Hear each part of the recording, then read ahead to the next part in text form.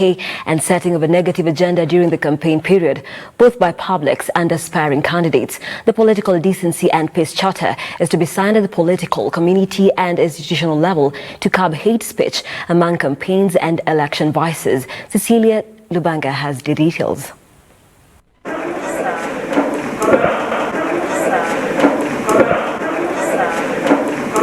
Following increased incidences of hate speech, disinformation and political incitement, is the fact that we had been having tabia mbaya za kisiasa. The National Cohesion and Integration Commission, NCIC, developed the Political Decency and Peace Charter to counter political intolerance. His own children are studying pengine in Mombasa, another one is in Alliance, that is Kikuyu land.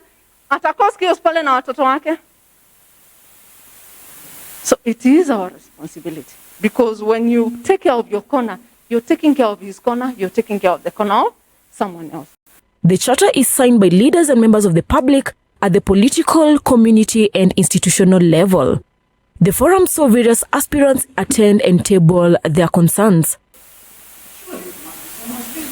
During the process, you would come to my office and tell me, I have this evidence, this chief is extorting, to give a letter. I wish.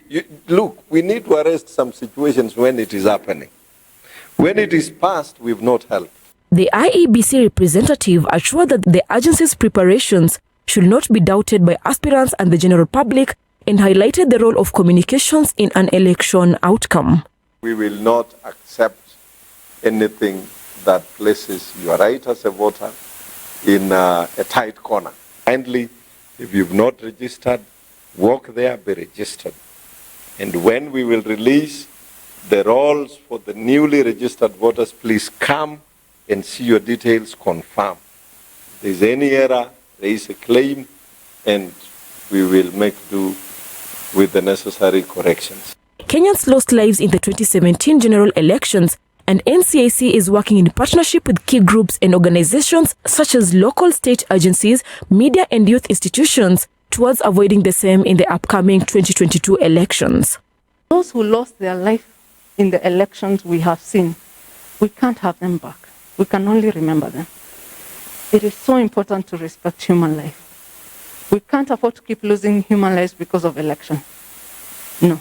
Please read your history, because your history tells you where you're standing and where you're going. If you don't know your history, you will get a bit lost, because you'll get here and think this is the way, only for you to realize when you look at history, we went that way and ikatupeleka kwa shimo. So that is not the way to go. So history is very important. We actually involved our local institutions here, and one of them was ORPP. The IBC was involved when we did meetings to say, as Kenyans or as institutions, what do you want to see in this political decency charter? The NCIC CEO lauded the value of peace and political decency during and after elections. Every time we keep on reminding Kenyans that this aspect of peace is very, very important. You know, sometimes we ignore peace. When there is peace, you don't even realize there is something that you miss. But when you miss peace, that is when you start panicking. It is not a good thing. The establishment of NCIC recognizes the need for a national institution to promote national identity and values, mitigate ethnopolitical competition, and ethnically motivated violence. We are here today because of what happened in 2007, 2008. We are all aware. I know some of you are very, very young, but it was not very good. We have been having that cycle of violence when it comes to elections, and it is because of the manner in which we approach our politics here in Kenya. So this institution was supposed and is supposed to look at the matters peace, matters cohesion, matters integration in this country called Kenya. So it was just an institution that was formed to look at all that. Kenya shifted from a one-party state to a multi-party state, opening up opportunities for various individuals and parties to sell their various political agendas to the publics. However, time has seen ethnicity take center root in the political arena. The way we mobilize our supporters, it is in such a way that it is ethnic-based. it is not value-based. So we tend to look at who is my kinsman, who is Luya like me, who is Kisi like me, who is Kikuyu like me.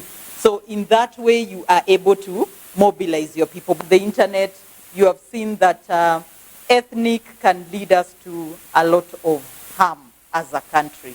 If you tend to look at yourself in terms of the region you come from, then it means that we are missing out something and we cannot develop the way we are supposed to develop.